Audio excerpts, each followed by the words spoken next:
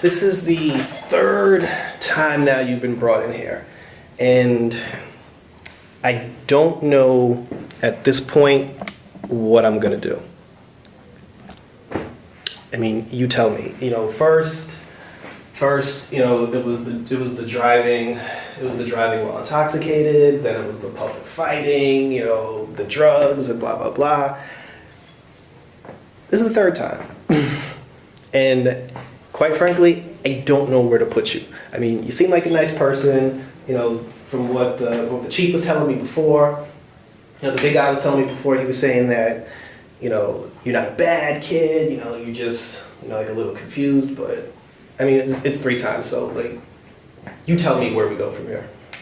Because again, like the big guy wants me to put you somewhere. I don't know where to put you.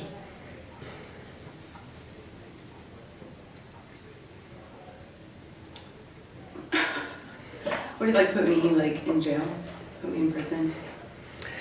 Some have called it that. You know, it can be referred to as that. I mean, do you even remember what happened? I mean, would you like to elaborate? Well, I mean, you told me I did what, drugs? I mean, that was. I mean, I don't know what you did this time. I mean, all we know is that I'm in here. I mean, I don't know about the situation. I don't know much about the situation. I don't know about the accident. All I know is the big guy came to me. He said, "Listen, she's back, and you need to make a decision." I mean, they briefly told me about the end results of the situation, but the car crash. I mean, they're still investigating the car crash, but the other person is still in the hospital. How do you know it was me? Well, when the cops came up, it was you, and it was the other person. So, I mean, the car's already been totaled. I mean, you can forget that. I think it's totaled, but I mean, it could have been an easy mistake. 3 times. It might not even be my fault. It could have been your fault. Why would it be her fault? Just because I was in an accident doesn't mean it's my fault. So I don't think I should. But you were behind the wheel. But it's not my fault. But unless she could have taken the red light. Yeah, but I don't understand like how that would have happened if she was in the passenger seat. I don't know. Like, she could have easily been distracting the driver. Yeah, but you were the driver. But so you're trying to say so you basically trying to tell me your sister distracted you. So your sister, who's now in the hospital, hanging on by a thread, who's probably on life support, and they don't know if she's going to make it. You're telling me she distracted you, which caused you to crash, and it's her fault. I mean, yeah, I was driving, but it's not technically my fault. And would you rather lock me up when I should just be taking care of her? She's actually on. Well, she's in the hospital. She's like. I should probably go check up on her. See, but yeah, but now you didn't seem concerned when you were laughing like 2 seconds ago. I mean, that's like a nervous tension thing for me. Like, you're just like attacking me right now. Like, what am I supposed to do? I'm just trying to stay calm. I just asked you a simple question. I gave you a simple answer. You said you don't know. And then, see, and that's the funny thing. Like, also, I mean, once the report comes back, I'll find out exactly what you were on. Like, whether it was like pills. I wasn't on anything. Just because I messed up a couple times before. Yeah, people mess up, but people learn from things too. I don't think I should be locked up. So you're trying to tell me a sober person who's had 2 prior situations of, you know, drugs and alcoholism, coincidentally the third time, now all of a sudden you're 100% completely sober, and the car it's just... bad luck. It's just bad luck. It's not my fault. I literally wasn't on anything. Well, your sister's the one that has the bad luck. You know, and the sad part is, besides you, like, I don't even know who else to call. There's no one else on the list for her? No, I mean, your parents aren't alive, so... I mean, we don't know about any aunts or uncles. I don't know if you have any other siblings, like no cousins, no nothing. I mean... Once a decision gets made on you, someone's gonna have to be there if she wakes up. She's gonna wake up. But I need you to tell me why that should be you. I'm the only one there for her. What is she supposed to do? I've literally been taking care of her. And yeah, I might have gone through a lot of things in the past, but like, I'm the only one that she has. You're really gonna do that to her? I didn't do that to her. I wasn't driving. Just give me another chance. Oh. There we go. Just give me another chance, that's it. Like, okay, you said, yeah, this is the third time, but maybe the third time is a charm. The problem with the third time being the charm is that it's never that case for the victims involved. It's always the person that causes them that gets off scot-free. So now, we let you out, you go to her bedside, what happens if she doesn't make it? And that's something I'm gonna have to live with. Well, what's gonna happen is, you're gonna be alone. You're gonna have to live with that. You're gonna have to live with the potential lie you're probably telling us right now. Because you remember, we already took your blood sample. We're gonna find out if you're lying or not. Okay, well, give me the results. But I don't have that. But we'll find that out eventually. And if you're lying, Well, how long is that gonna take? Oh, when my sister dies? Because I've been in here, not by her bedside. well, you're safer in here than out there. I don't think Like, so. what are you gonna do? Like, drive to the hospital? Like, that's not gonna happen. Oh, well, then I'll take a taxi. There's a thing called Uber. We're kind of like in 2016, you know? Yeah.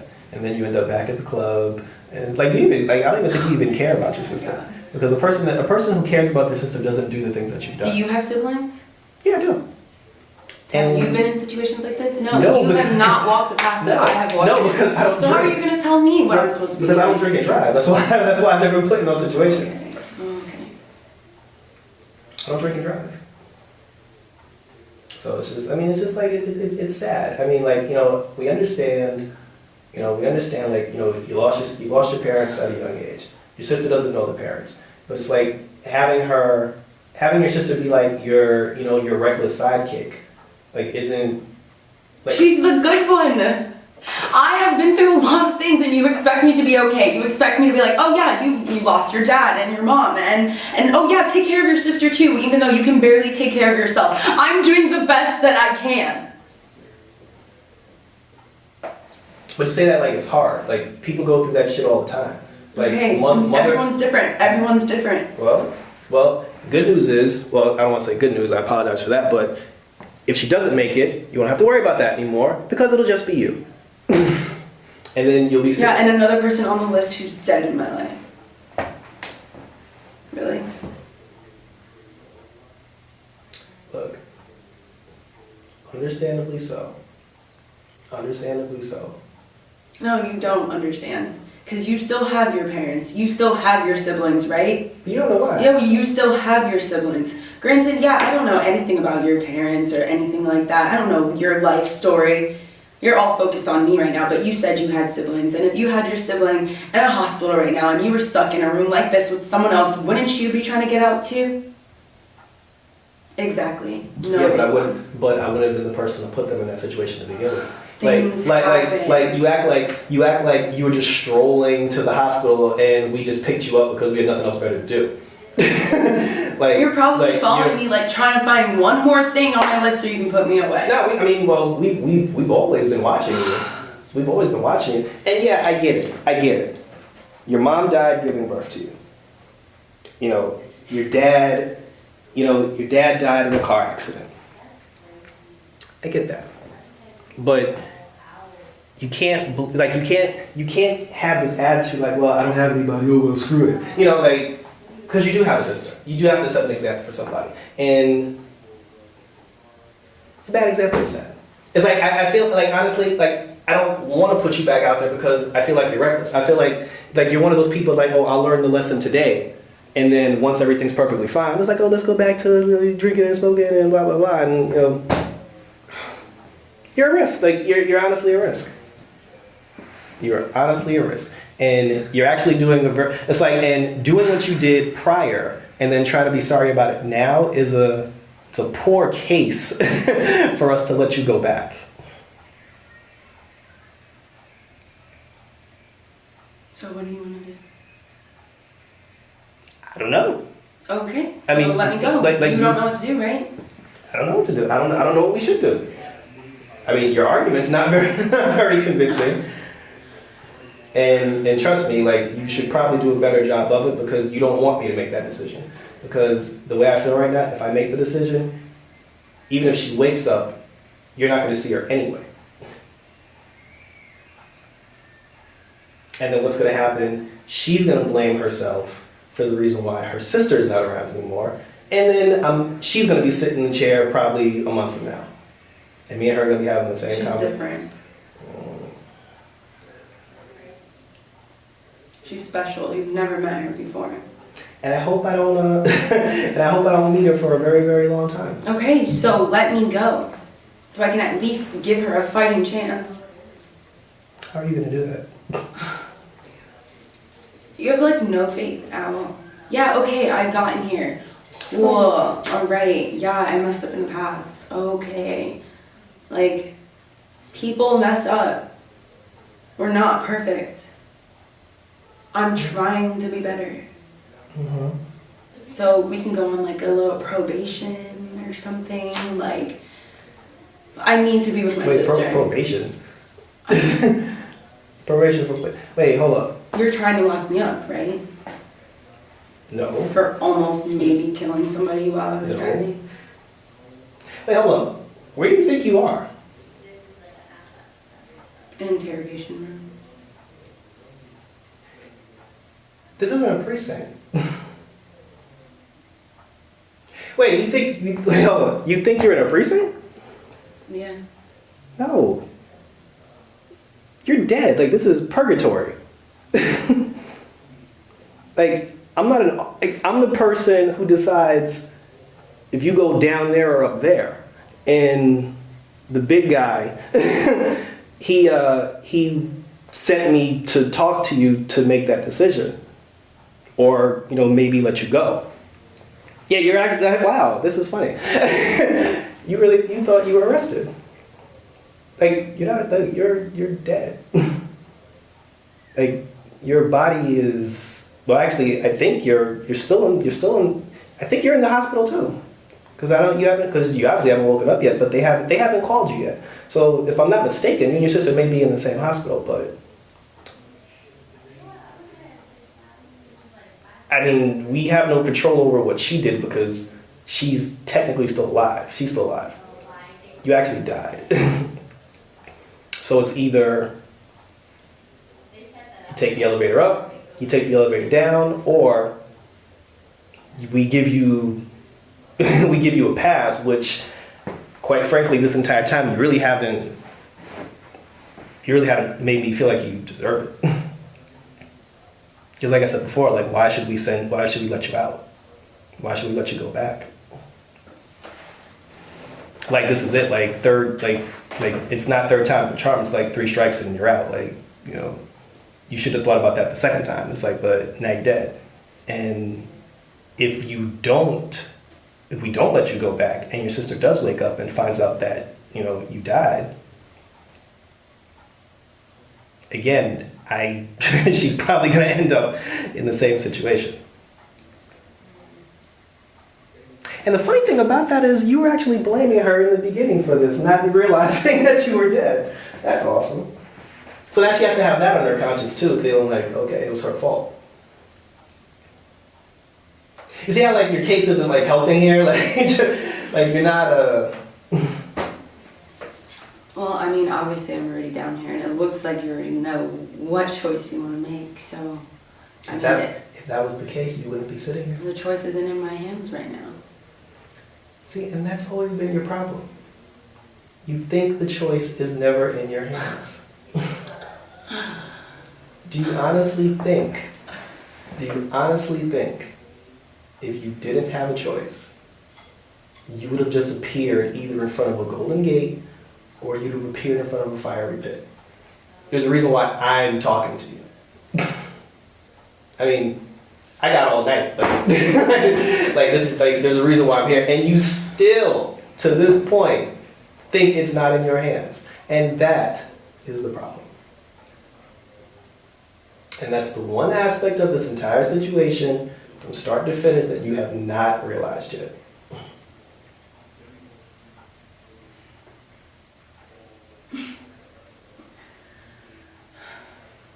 So I'm going to ask you one more time.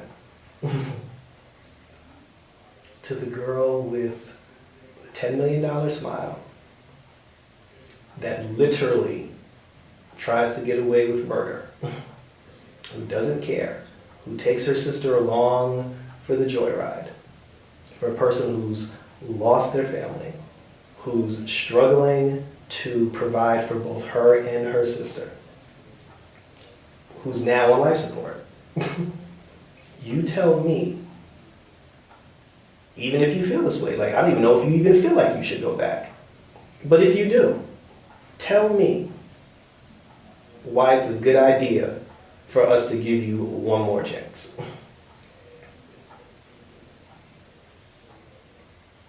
Actually, you know what? Let's do this. Don't tell me, because the big guy sees all of this. So what we're gonna do, I'm gonna give you a window directly to him, and he's gonna see this. I want you to look straight ahead, and again, you're talking to the man. You're talking to the man. Tell him why we should send you back. I know I've messed up a lot. And I think that the road that's been given to me, the path that's been given to me, has sucked a little bit. But I think that I should come to you for forgiveness. I know I haven't actually been coming to you and relying on you for a better path and thinking I can do everything on my own. But I think if I turn my life around and you give me this second chance, that I will do better. I know I can do better.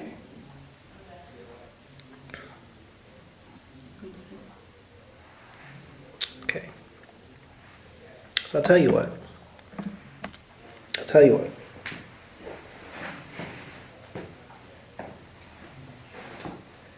What kind of hypocrites would we be if we didn't exercise forgiveness?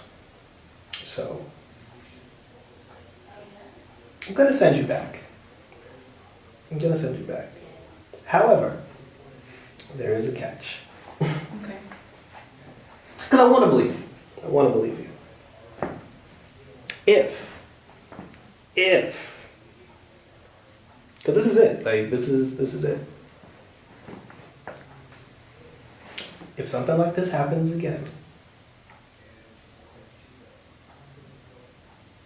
and if you don't turn things around, we'll take your sister and you'll stay. Because according to you, she's the good one. She's the one that has everything going for her, correct? Yeah. She's the one that has like an awesome life ahead of her. You do too.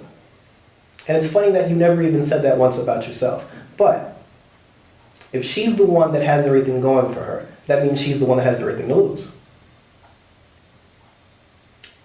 You are your sister's keeper. So if you mess up again, she's the one that loses everything. And you're going to have to stay down there and live with that. Deal? Deal. Okay. So as soon as you walk out that door, you're going to wake up in the hospital and give it about 15 minutes before your sister comes around. Okay. All right. Take care.